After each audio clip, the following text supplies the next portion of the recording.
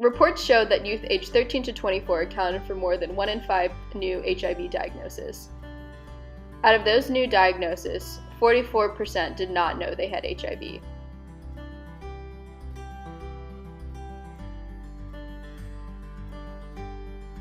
"81% of diagnosis among youth occurred in persons aged 20 to 24. That's right, college-age students. Duke students themselves are not immune to sexual health problems. Duke University is actually the 8th least sexually healthy college in the country. Our STD rate is 138% above the national average. We took to the streets to see what Duke students thought about this.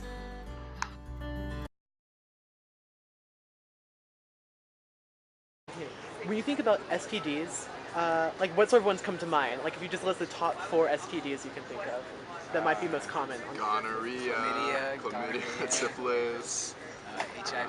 HIV, let's see what else. That's 4, right? HPV. The clock is chlamydia, right?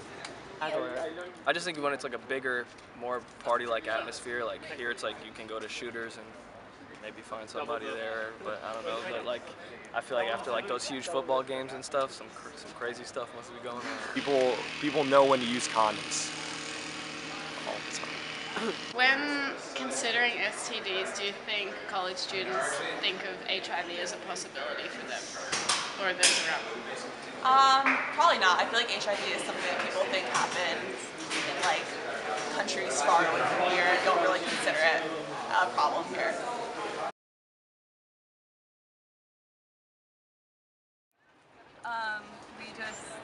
I think it's very taboo here to talk about, and because we don't talk about it, people don't seek help about it, and it's a really big problem.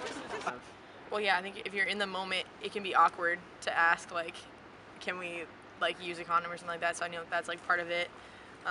Yeah, people feeling uncomfortable to ask their partner, or not even their partner, but someone that they don't even know. Like, if it's a one-night stand, it might be awkward to, like, pause the moment and be like, wait. And they were basically saying, like, they have sexual desires, but, like, they just don't have the time to have a relationship. Different. But I think it's hard because I feel like the narrative around HIV/AIDS rather, is really built in communities and through lenses that are not Duke's in any way, shape, or form. So it feels like something that is like deeply alien to us here at a place like this. And so even if we look to those sorts of, as you all are, look to those sorts of narratives in our classrooms here, I wonder how that would play out in our day-to-day lives with people we care about, interact with, and how it might be different when it's a little bit less of an academic vacuum.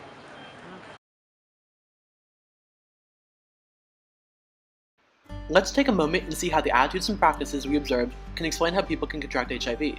Antoni and Svetlana met each other during their sophomore year at Duke and have been inseparable since. Svetlana doesn't know it, but she is HIV positive. When she was visiting home for the summer, she reconnected with her old boyfriend Luis. They had dated, so she trusted him in sex without condom. Every one of them was knowledgeable about HIV and safe sex, but the virus still spread.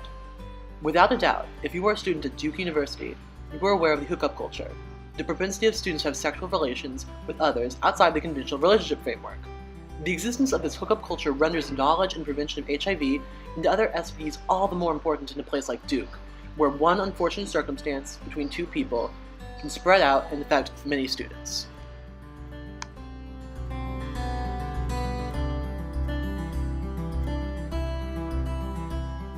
If you ever find yourself in a situation of needing protection or testing for HIV or any STD, Duke's campus has a number of resources. Never feel uncomfortable or afraid to go and ask for help. Remember that these people are here for you to ensure that you are safe.